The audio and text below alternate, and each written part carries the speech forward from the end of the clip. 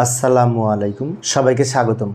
ICT বিষয়ের এই যে দ্বিতীয় অধ্যায়ের উপর ভিত্তি করে ঢাকা বোর্ড 2024 সালে যে সৃজনশীল প্রশ্নটি এসেছিল, ওই প্রশ্নটির সমাধানের জন্য তোমাদের সাথে আছি আমি মোহাম্মদ সিরাজুল ইসলাম। চলো শুরু করা যাক। প্রথমে প্রশ্নটা দেখে নিই, প্রশ্ন কি বলা আছে। এই যে উদ্দীপকটা আমি এখানে উপস্থাপন করলাম, এখানে ক এবং খ এই দুটো প্রশ্ন উত্তর কিন্তু উদ্দীপক ছাড়াই দেওয়া যায়। তো আমরা ক আর খ লিখে নিই উত্তর, তারপরে গ ঘ উদ্দীপক দেখে আমরা সমাধান করব।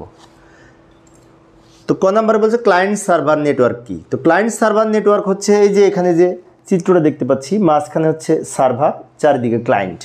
সার্ভারের সাথে ক্লায়েন্টের সম্পর্ক, অর্থাৎ ক্লায়েন্ট সার্ভার নেটওয়ার্ক পদ্ধতিতে একটি কম্পিউটারকে সার্ভার হিসেবে ব্যবহার করা হয় আর এর সাথে ওই একাধিক কম্পিউটার যুক্ত থাকে, যেগুলিকে ক্লায়েন্ট বলা হয়। এই যে একটা সার্ভার, অন্যদিকে সব ক্লায়েন্ট। ক্লায়েন্ট সার্ভার, ব্যবহারকারী কম্পিউটারটা হচ্ছে ক্লায়েন্ট, আর যেখানে তথ্য জমা থাকে ওটা হচ্ছে সার্ভার। এই সিস্টেমকে ক্লায়েন্ট সার্ভার নেটওয়ার্ক বলা হয়, যেখানে একটা সার্ভার থাকে আর সেই সার্ভারের সাথে অন্যান্য কম্পিউটার যুক্ত থাকে। এতটুকু লিখলে হবে ক নাম্বারের জন্য। চিত্র আমি এমনি দেখাইছি, 1 মার্কসের জন্য চিত্র অঙ্কন করার দরকার নেই, তবে 2 মার্কসের জন্য আসলে চিত্র অঙ্কন করতে হবে। খ নাম্বারে বলছে মোবাইল ফোনের সেল নেটওয়ার্ক ষড়ভুজাকৃতি হয় কেন। ষড়ভুজাকৃতি হয় কেন এটা আমরা দেখব এখন এইভাবে আমরা লিখতে পারি, মোবাইল ফোনের নেটওয়ার্ক ষড়ভুজাকৃতি হওয়ার কারণ হচ্ছে নিরবচ্ছিন্ন সংযোগ থাকা চাই, এবং নিরবচ্ছিন্ন সংযোগ না থাকলে আমাদের মোবাইল নেটওয়ার্কের সংযোগ কেটে গেলে, বিচ্ছিন্ন হয়ে গেলে যোগাযোগ বিশেষ করে হবে না ঠিকমতো। সেজন্য এই বিশেষ করে যাতে সিগন্যালগুলো বাধাপ্রাপ্ত না হয়, পরস্পর যুক্ত থাকার জন্য ষড়ভুজাকৃতি হয়। এখন মোবাইল নেটওয়ার্কের বিশেষ করে যে সমস্ত সেল এটা একটার সাথে একটা যুক্ত থাকে, যেমন আমি একটু চিত্রসহ দেখাচ্ছি। এই যে এইটা হচ্ছে ষড়ভুজাকৃতি, 1 2 3 4 5 6টা বাহু, তাই না? এখন নেটওয়ার্ক সিস্টেমটা এই সেলগুলি এইভাবে হয়, এইভাবে দেখি লক্ষ্য করি। ফলে কি হচ্ছে, একটার সাথে একটা যুক্ত থাকছে, একটার সাথে একটা সহজে কানেক্ট হচ্ছে। সেজন্য এই মোবাইল নেটওয়ার্কের সেলগুলো ষড়ভুজাকৃতি হয়, কারণ প্রত্যেকটার এরকম লম্বা হতে থাকে এইভাবে। এই যে লাস্টে বললাম, ষড়ভুজাকৃতি নেটওয়ার্ক সেলে কোনো ফাঁকা স্থান না রেখেই পাশাপাশি অবস্থান করে নেটওয়ার্ক যুক্ত করতে পারে। সেজন্য এই মোবাইল নেটওয়ার্ক ষড়ভুজাকৃতি হয়। এছাড়াও এই বিশেষ আকৃতির কারণে সিগন্যালগুলো নিজেদের মধ্যে পারস্পরিক সংযুক্ত হয়, ফলে বাধা মুক্ত থাকে, বাধা প্রাপ্ত হয় না। এইভাবে আমরা লিখতে পারি খ নাম্বারের জন্য। এরপরে আবার যাই, এইবার গ নাম্বারের জন্য উদ্দীপক পড়া লাগবে। সাদিয়ার বাসায় ইন্টারনেট সংযোগের জন্য ব্যবহৃত ক্যাবলের বর্ণনা করো। সাদিয়ার বাসায়, এই যে সাদিয়া আলোর গতিতে ডেটা ট্রান্সমিশন হয়। সাদিয়ার বাসায় একটা ক্যাবল আছে যেটি আলোর গতিতে ডেটা ট্রান্সমিশন হয়। এই ক্যাবল দিয়ে বাসায় তিনি ইন্টারনেট সংযোগ দিয়েছেন। তা সাদিয়ার বাসায় এই আলোর গতিতে সিগন্যাল ট্রান্সফার হয় কার মাধ্যমে? আলোক সিগন্যালের মাধ্যমে ডেটা স্থানান্তর হয় ফাইবার অপটিক ক্যাবলের মাধ্যমে। তাহলে ফাইবার অপটিক ক্যাবলের আমাদের এখানে বর্ণনা দিতে হবে। ফাইবার অপটিক ক্যাবলের বর্ণনা দিতে হলে আমাদের প্রথমে এটুকু লিখব, উদ্দীপকে সাদিয়ার বাসায় ইন্টারনেট সংযোগের ক্যাবলটি হলো ফাইবার অপটিক ক্যাবল বা অপটিক্যাল ফাইবার, যাই বলি না কেন, সমস্যা নেই। অপটিক্যাল ফাইবার কাকে বলে, এই গঠন সহ আমরা বিস্তারিত এখন আলোচনা করব। বিশেষ পরিশুদ্ধভাবে কাচের তৈরি বা কাচের ন্যায় স্বচ্ছ প্লাস্টিক দ্বারা তৈরি তার, যার মধ্যে আলোর পূর্ণ প্রতিফলনের মাধ্যমে ডেটা আদান প্রদান হয়। এই ফাইবার অপটিক ক্যাবলের প্রধান যে বৈশিষ্ট্য সেটা হচ্ছে কাচের তৈরি বা কাচের ন্যায় স্বচ্ছ প্লাস্টিক দ্বারা তৈরি তার, এবং আলোর পূর্ণ প্রতিফলনের মাধ্যমে, আলোক সিগন্যালের মাধ্যমে এই ডেটা স্থানান্তর হয় এই ফাইবার অপটিক ক্যাবলে। যেমন এই যে বিশেষ করে ফাইবার অপটিক ক্যাবলের বিশেষ উচ্চ গতিসম্পন্ন তার হওয়ার কারণে নেটওয়ার্কের সংযোগ দিতে এই ক্যাবলের মাধ্যমে গতি বেশি পাওয়া যায়, স্পিড বেশি পাওয়া যায়। এবার আমরা ফাইবার অপটিক ক্যাবলের কিছু বৈশিষ্ট্য লিখব।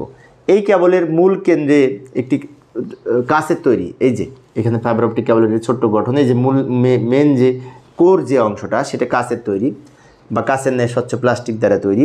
আলোক সিগন্যালের মাধ্যমে ডেটা স্থানান্তর হয়। রিপিটার ছাড়া 50 কিলোমিটার পর্যন্ত ডেটা পাঠানো যায় ফাইবার অপটিক ক্যাবলের মাধ্যমে।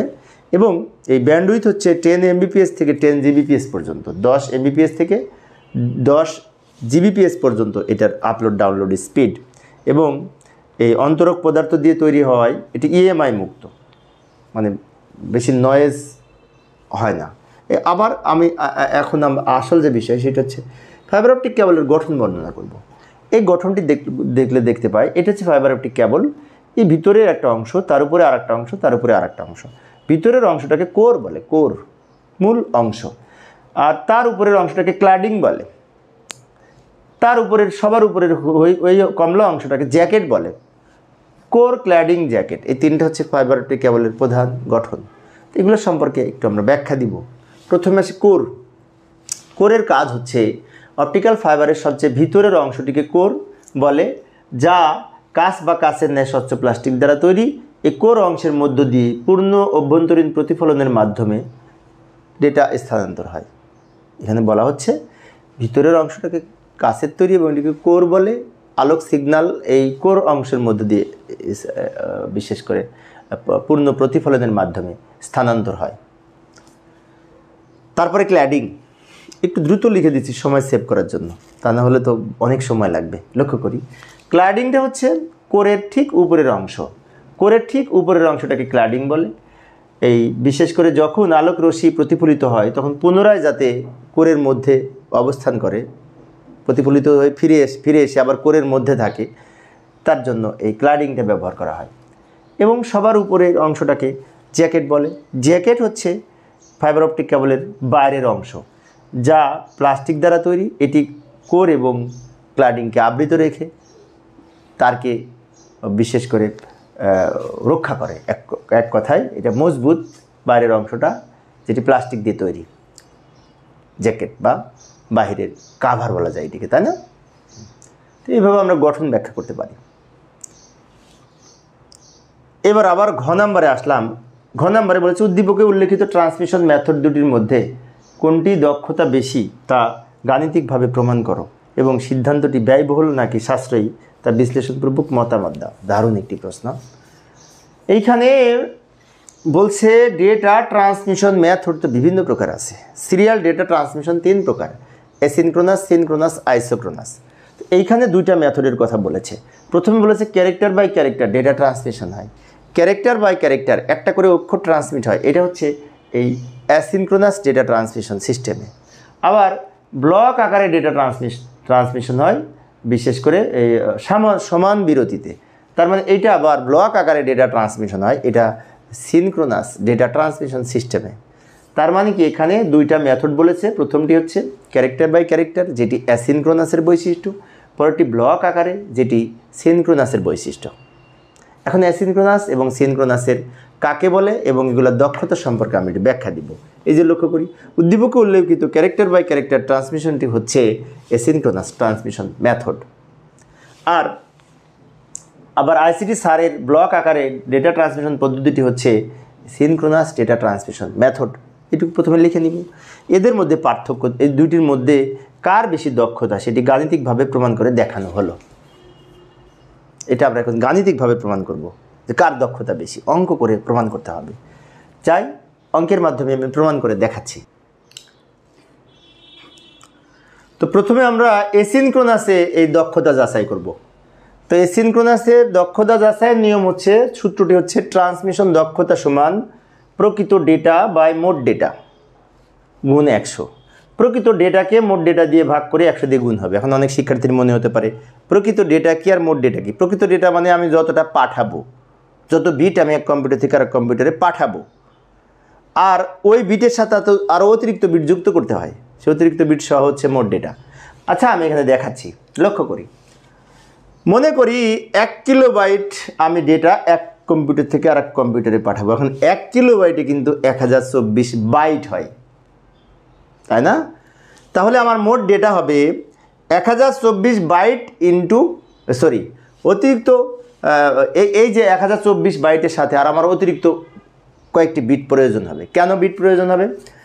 অ্যাসিনক্রোনাস ডেটা ট্রান্সমিশনে আমাদের স্টার্ট বিট এবং স্টপ বিট প্রয়োজন হয়। একটা করে ক্যারেক্টার যখন এক কম্পিউটার থেকে আরেক কম্পিউটারে যাবে তখন অতিরিক্ত আরও 2টা বা 3টা বেশি লাগবে। কোনো ক্ষেত্রে 2টা বলে, কোনো ক্ষেত্রে 3টা বলে। মনে করি 3টা বেশি লাগবে। কেন 3টা বেশি লাগবে? এইখানে লক্ষ্য করি, এই যে 8 বিট ক্যারেক্টার পাঠাবো, তার সাথে এই 8 বিটের সম্মুখে একটি স্টার্ট বিট আর শেষে একটি বা দুইটি স্টপ বিট, আমি দুইটি ধরলাম স্টপ বিট, তাহলে একটা স্টার্ট বিট দুইটা স্টপ বিট, মোট কত 3 বিট, অতিরিক্ত 3 বিট। মূল ডেটা হচ্ছে প্রকৃত ডেটা 8 বিট, তার সাথে অতিরিক্ত আরও 3 বিট, মোট 11 বিট লাগবে। তাহলে আমরা জানি যদি এত বাইটের জন্য লাগবে, এইটাকে 8 দিয়ে গুণ করে প্রকৃত বিট হবে, আর এটাকে অতিরিক্ত 11 দিয়ে গুণ করলে মোট বিট হবে। এই যে প্রকৃত ডেটা হবে এই 1024 ইন্টু 8, তাহলে এত বিট, আর মোট ডেটা হবে 1024 ইন্টু 11 সমান এত বিট। এখন আমরা যদি এইটাকে এটা দিয়ে ভাগ করি, প্রকৃত ডেটা উপরেরটা, মোট ডেটা নিচেরটা, তাহলে এইভাবে সূত্রটা হবে। লক্ষ্য করি, একটু দ্রুত দেখাইলাম সময় সেভ করার জন্য। প্রকৃত ডেটা বাই মোট ডেটা, এইটা গুণে 100, তাহলে পার্সেন্টেজ হবে 72.73%। এই হচ্ছে সিনক্রোনাসের দক্ষতা 72.73%। এবার সিনক্রোনাসের কত দক্ষতা আমরা দেখব, তারপরে লাস্টে আমরা ফাইনালি আর একটা মন্তব্য দিব। তো এবার আসি সিনক্রোনাসের ক্ষেত্রে। সিনক্রোনাসের ক্ষেত্রে মনে করি আমি 80 বাইট ডেটা পাঠাতে চাই, কারণ আমরা জানি একটা ব্লকে সর্বনিম্ন 80 সর্বোচ্চ 132টা পর্যন্ত বাইট বা ক্যারেক্টার থাকে। তো আমি 80টি ক্যারেক্টার মানে কি 80 বাইট যদি পাঠাতে চাই, তো এই একটা ব্লকের বিশেষ করে শুরুতে এবং শেষে, শুরুতে হেডার শেষে ট্রেলার নামে আরও 4 বাইট প্রয়োজন হয় অতিরিক্ত। এই যে লক্ষ্য করি,